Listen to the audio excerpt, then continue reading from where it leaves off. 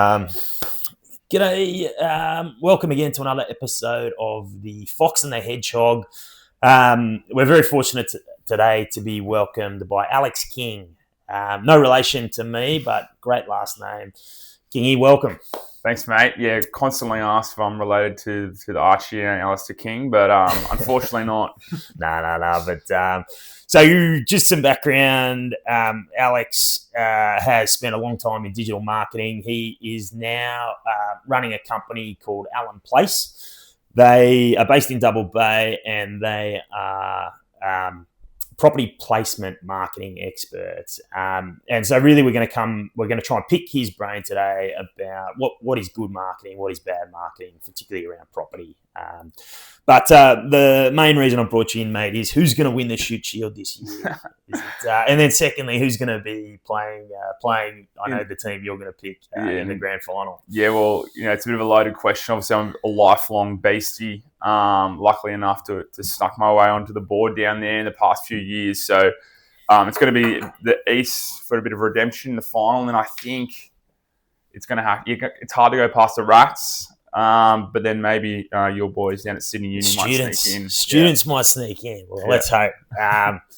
But mate, so talk to me about Allen Place, a little bit about your service offering, how you got into it, and a little bit about where you sit as your competitive differential point. Yeah, well, definitely.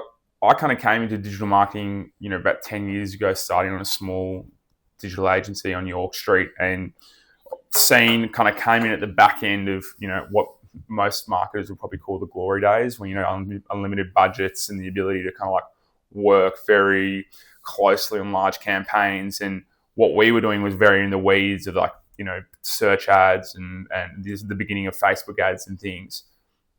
Where that's kind of evolved to now is after 10 years I was working in that space, had a web development company, kind of freelancing, traveling as much as I could. My business partner and I took on King Street Wharf down the whole precinct in between Barangaroo and Walsh Bay about 4 years ago. And that was kind of just me and him, Andrew Crocker, that's the genesis of Allen Place, Alex Andrew Place. Family-owned business as well as my stepdad. So he kind of, brought me in as the digital guy. That was our first client, went into another commercial asset. And then after a while, we just decided to kind of specialize in property and place. So my background is the digital, and now, digital and AI has to go hand in hand, and he has the creative background. Mate, that's very exciting. And I know, obviously I'm coming at commercial property from a very different lens, which is the finance lens, but key part of any property financing plan is the exit. And I suppose that's where you pick up and bolt in. And what do you see is the difference between good marketing and bad marketing? I don't know if you've got numbers, but and sometimes it's very hard to put a metric on it, but it's like having a good agent versus a bad agent. Definitely. It can be the difference of millions of dollars sometimes. So how do you quantify that to your clients? Well, in property marketing in particular, and if we magnify down a little bit more into commercial and then off the plan project marketing, what used to work really well and in a much hotter market was that essentially you had the luxury of just listing on a domain or a real commercial or a realestate.com, leveraging the leads that came through there, and then also the database of your agent. Obviously, you speak to anyone who works in property, that's not the case anymore. And, in the past few months become even tougher. There's more and more supply, demand's dropping, and therefore there is now a need to actually have a marketing strategy that evolves beyond this kind of monopoly that Domain and REA had on the market. So I think that's bad marketing, what it used to be, just relying on a listing, an online portal listing, and then relying on your agent. You speak to some of the asset owners, the developers, whoever it may be, and previously that was okay. They didn't really care too much about what was happening behind the scenes because, spaces were getting leased or assets were getting sold. Demand was there. It was all rosy. So how it happened and how they leveraged their database, but now there's a lot more scrutiny, and I think that kind of leads us to what's good marketing on the other end. And good marketing is having an understanding and a touch point across the whole buying or leasing discovery phase. I think a good example is that a lot of these, the way that people are marketing these commercial assets or these off the plan assets in the market is that they're showing you one ad, or they're showing you one listing, and they're expecting you to leave your phone number and your details and jump on a call and even come in and have a look. Whereas you're spoiled for choice at the moment. It's not who's shouting the loudest. There's a lot of opportunity at the moment to actually position yourself differently, and how you position yourself is a whole conversation. But having a brand, utilizing multiple assets and channels, but really, I think good marketing is, from the asset owner perspective, is actually understanding what's working, what's not. It sounds like a bare minimum, but you speak to a lot of these, our clientele, and they don't know what their cost per lead is. They don't know what channel is actually bringing them the most inquiry. Whether it is a portal listing, whether it is the database, whether it is generally the Facebook ads they run. So first of all, just having a good understanding. I say if you do have a good understanding, then you're probably running a better marketing funnel than most. Yeah. Well, I suppose that comes down to data. And I think we were talking about this before about, at the moment with artificial intelligence, there's this fear, rightful fear that a lot of jobs are going to become redundant because, baseline intelligence is so good now where people can, put into any of the artificial intelligence platforms, 90%, and get you there 90% of the way. So how do you see that information arbitrage impacting your business? Do you think it's going to help or hinder? And I suppose just like progressing from there, because I know that's quite definitely. I think point for you. I think we're probably in a bit of a luxury in the sense that we've been around for 4 years. Formalizing the business and really going full time in the last 18 months, we've been able to ride the wave of AI in the sense of maintaining low overheads and really looking to allocate and become as efficient as possible. I do obviously, from an internal, I guess to speak firstly from an internal agency perspective, and pull away the curtain slightly for when people are engaging marketing services, the internal cost structure has completely changed. When I was, just coming out of uni, I was sitting up in an office getting paid, 60 to 80 grand just to click a few buttons. Like, those jobs don't even exist anymore. Yeah. And the ability for us to service the level of client with the scope of work that we do, we previously would have had to, from our internal structure, be 2 to 3 times as large. Now, has that allowed us to just triple our profits? No, it hasn't. There's obviously a bit more savviness on the buyer side that understands that costs aren't what they used to be. You're not going to be paying for a setup month anymore. You're not going to be paying for content writing or strategy. So where's the reallocation of value? Look, we believe, and speaking to a lot of people in the market, it's definitely around service. So the ability now for me, rather than the previous method, which was as the business owner, I'd sit you down, I'd sell you, I'd show you a really nice deck, and then once you signed up, you'd palm you off to junior version of myself, who might not give you the best service. Is that now I can continue throughout the whole experience. And the reason why that's so important, not just to make you a happy client, is that the expression of shit in, shit out, I think is a really, even though it's a rudimentary one, is a really good way of explaining why some people have a poor experience with AI. They're not giving it the context it needs.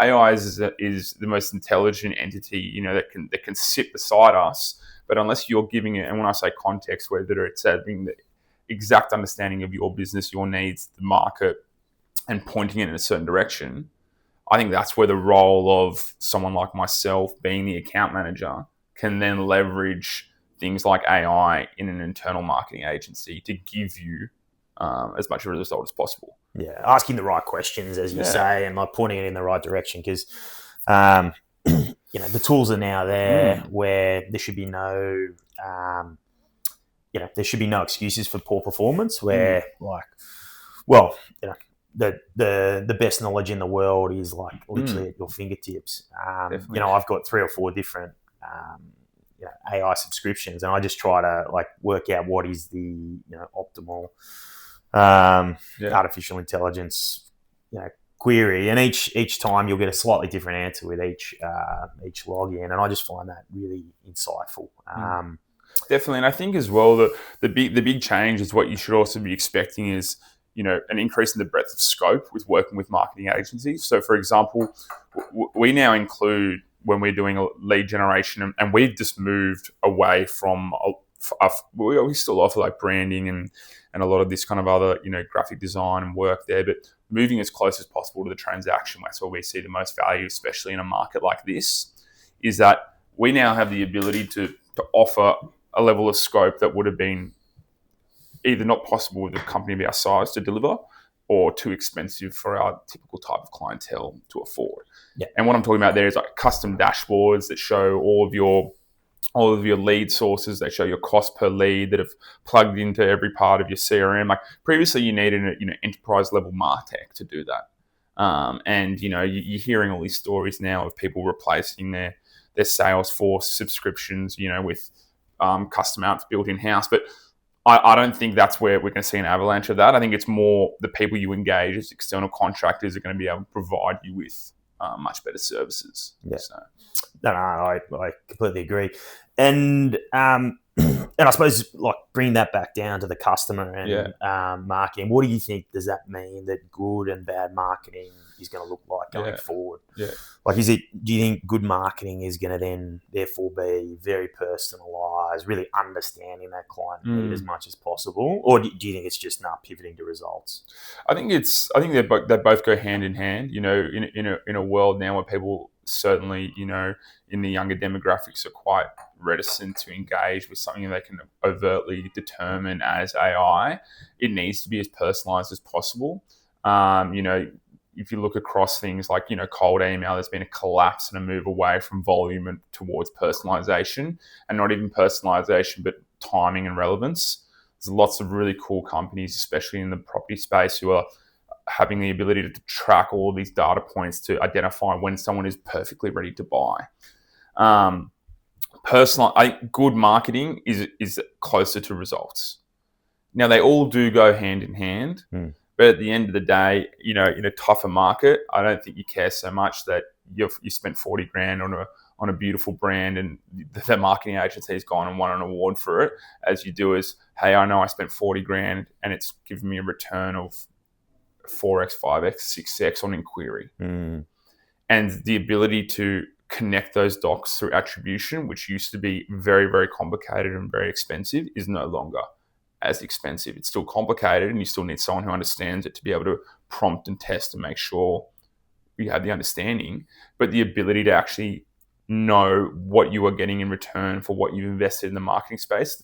If we go back much further in marketing, it used to be completely, there was no ability to see where the attribution was, and it's slowly improved more and more and more.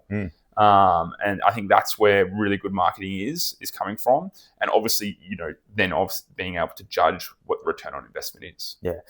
I was talking to an accountant yesterday morning, and he was telling me that their client forgoed their deposit on the property and were willing to lose their deposit, and they were able to buy that exact same property a couple of months later at $600K less than what they bought it, what they originally had agreed to purchase it for.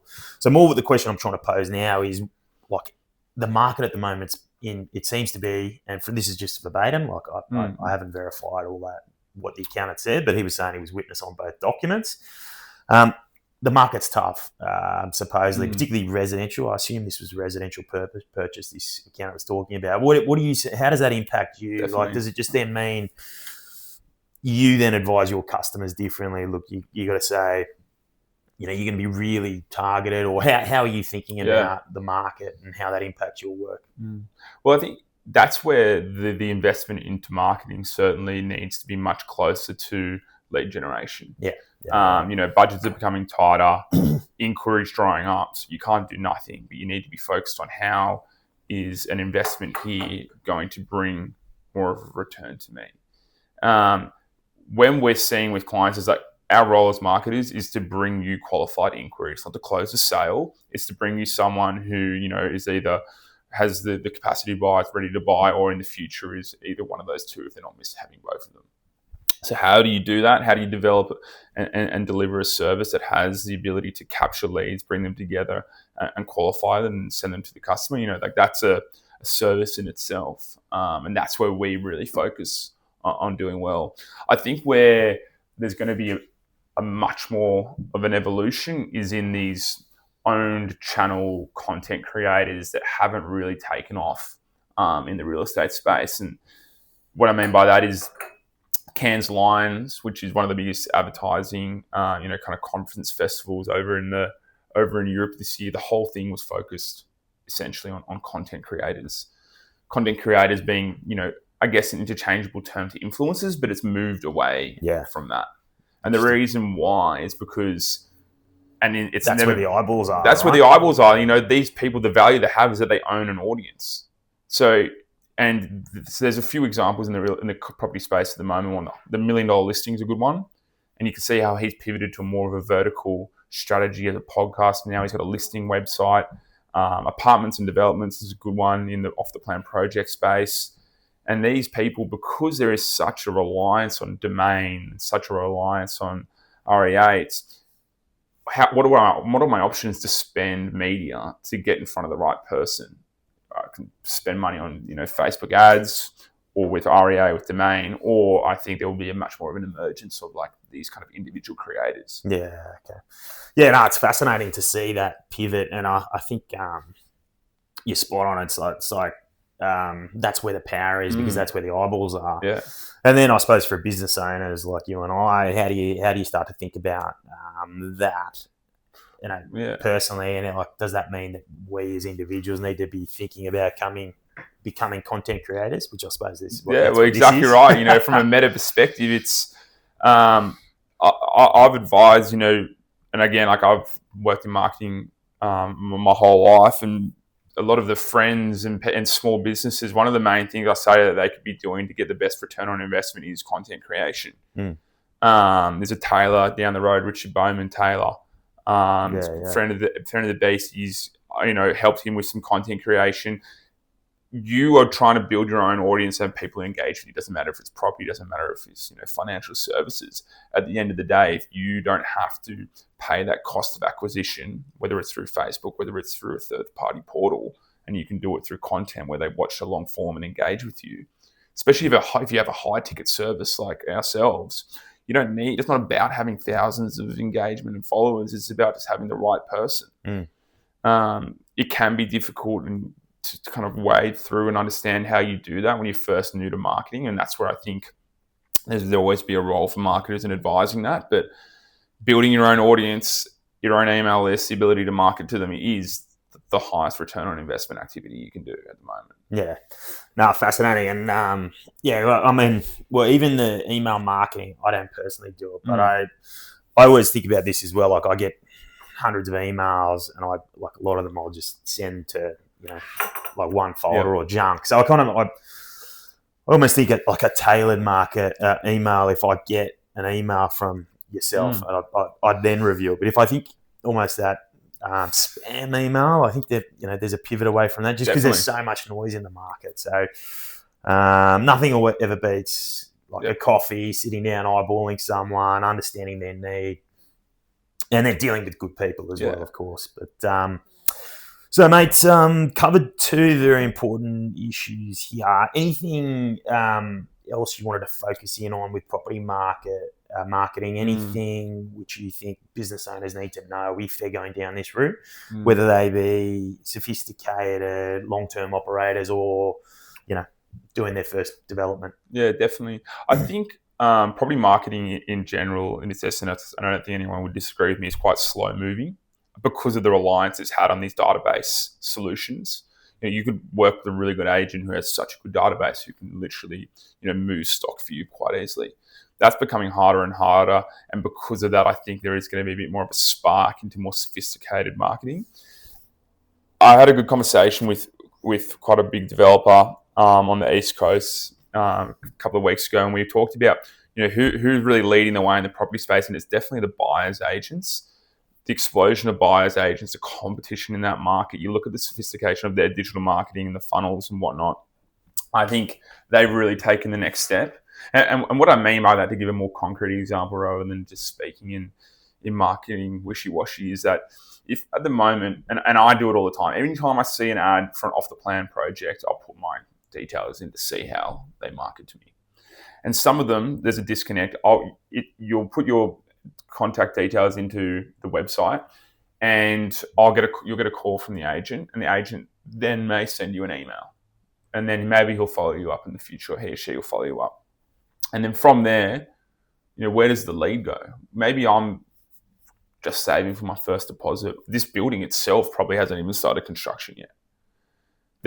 That's where I would say is really poor marketing. Whereas what good practice marketing and the sophisticated funnel should be is that if I'm shown an ad, and we speak for hours on what makes a good ad, but if I'm shown an ad and I'm consented to give my information, I need to be going into an automated nurture system that then pushes me along until, essentially, my opinion is until I unsubscribe from being contacted to. And a lot of this, as you're saying, this information arbitrage, it was gate kept because previously there was, a lot of more power on the asset side to be able to kind of get you in and sell you a bit more, and obviously let the agent do their work. But now I think, we studied 106 project microsites, so the individual website of these off-the-plan projects. Only 13 of them listed the price, and that was agnostic to price level. From 450K to 5.6 mil, there was price listings. Now, another bloke in the market, Mark Bernberg, who's a bit of an real estate influencer, he made a good comment to say, the way now that you're doing your buying discovery as well is that I'm looking at what the price is in my nearby suburbs. And if the chat GPTs or the LLM, whatever you're using, can't scrape the website, it's not going to recommend or give you the price points in your buying discovery. So I guess the point I'm making is that all this information that was previously kind of hidden and at the discretion of the agent should be now automated and given to you so that I can make the decision, or I can educate myself as much as possible so that when I do want to contact, if I do decide, I've been warmed up. I'm a qualified lead. So therefore it's going to hand a lot more power to the customer, right? Because, that's always a gripe is people go in and they say, right, this is my price point. And the agent say, oh, yeah, that's the price point. And then that, it ends up nowhere near that price point. And there seems to be a lot of, hidden, untransparent information. From what you're saying, that should therefore bring a lot more power back to the client. Is that what you're definitely. I think there's a massive opportunity for content marketing, and the role of content marketing is essentially to educate the prospect. Yeah. Right. So in its nature, it's obviously a little bit difficult to generate content for off-the-plan projects. Some of these projects don't even exist. They're a brochure, they're a set of plans. They haven't, in some cases, they don't even have a DA when they start marketing. How do we create it? Is it podcast? Is it long-form content? Is it bringing people in? I do think it is down that funnel. If I'm going to make the biggest financial decision of my life, I will watch a 20-minute video of the two developers and the architect talking about the project. Yeah. Why are you trying to get me to convert on a single image ad of an AI render and expecting me to come in and talk to an agent? Think about it from the buyers. Give the buyer as much power and information, and I think there's a lot of first movers advantage at the moment because not many people are doing it like that. Yeah. No, that's super insightful, and it makes you wonder, and makes you think that therefore a lot more power is coming to guys like you who don't have that over, that cost overs.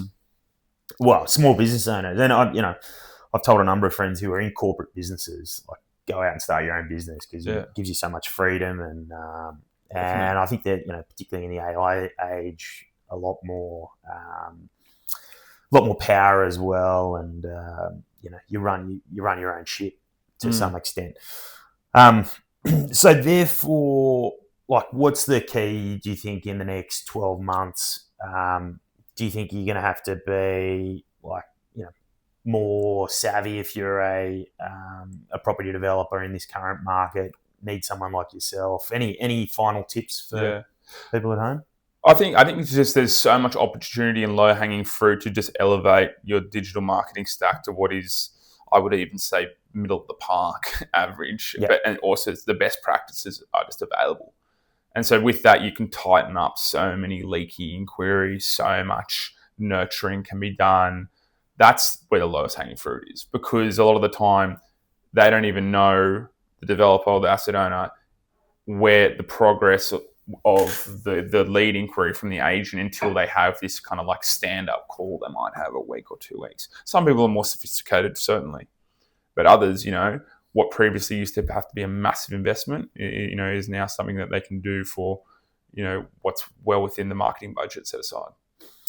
Mate, I love it. I think it's, it's really interesting and stimulating. I think, every business owner, marketing has to be the number one driver of like their mindset, because, no market, yes, you have your service, whatever that be, whether it be product, or a service that we do, but really marketing falls very much into business development and clients.